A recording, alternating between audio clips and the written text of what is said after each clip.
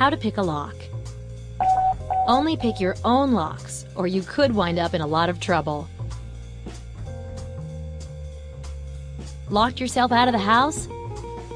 Most common pin and tumbler locks can be picked with a little luck and finesse, so before you call a locksmith, try this.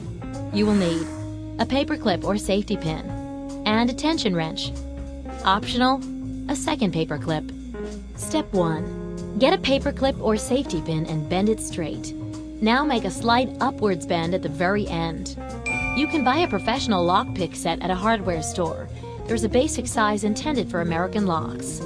Step 2. Insert your wrench into the lower part of the keyhole. That is, the side opposite the one where the key's teeth would go in. Step 3. Figure out which way the lock needs to be turned to open by turning the wrench clockwise and then counterclockwise. You'll feel which way has more give. Step 4. Turn the lock the correct way with the wrench, putting slight pressure on it. Hold the wrench in place. Step 5. While keeping pressure on the lock, insert the paperclip into the top part of the keyhole. Step 6. Feel around the keyhole with a paperclip until you locate the pins. If you're picking a common door lock, there will most likely be at least 5 of them in a row.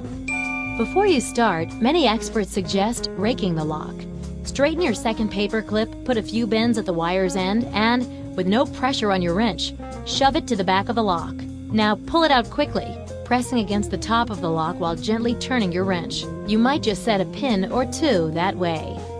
Step 7. Now for the actual picking.